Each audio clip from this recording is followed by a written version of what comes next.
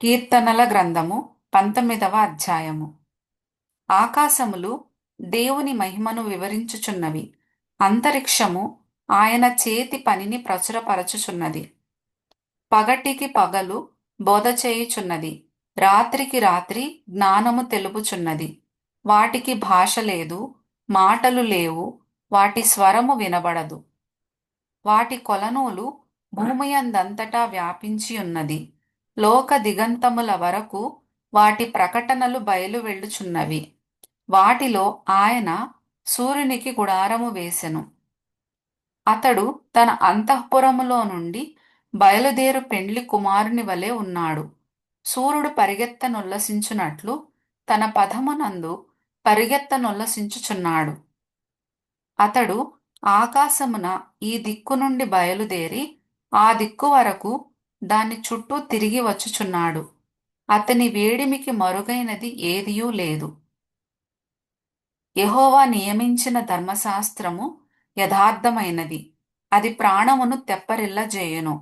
యెహోవా శాసనము నమ్మదగినది, అది బుద్ధిహీనులకు జ్ఞానము పుట్టించును. యెహోవా ఉపదేశములు నిర్దోషమైనవి, అవి హృదయమును సంతోషపరచును. యెహోవా ఏర్పరిచిన ధర్మము నిర్మలమైనది, అది కన్నులకు వెలుగిచ్చును. యెహోవా యందైన భయము పవిత్రమైనది, అది నిత్యము నిలుచును. యెహోవా న్యాయ విధులు సత్యమైనవి, అవి కేవలము న్యాయమైనవి. అవి బంగారు కంటెను, విస్తారమైన మేలిమి బంగారు కంటెను కోరదగినవి. తేనె కంటెను, జుంటి తేనె ధారల కంటెను మధురమైనవి. వాటి వలన నీ సేవకుడు హెచ్చరిక నొందును. వాటిని గైకొనుట వలన గొప్ప లాభము కలుగును. తన పొరపాటులు కనుగొనగలవాడెవడు? నేను రహస్యముగా చేసిన తప్పులు క్షమించి నన్ను నిర్దోషినిగా తీర్చుము. దురభిమాన పాపములలో పడకుండా నీ సేవకుని ఆపుము. వాటిని నన్ను ఏలనీయకుము. అప్పుడు నేను యథార్థవంతుడనై అధిక ద్రోహము చేయకుండా నిందారహితుడనగుదును.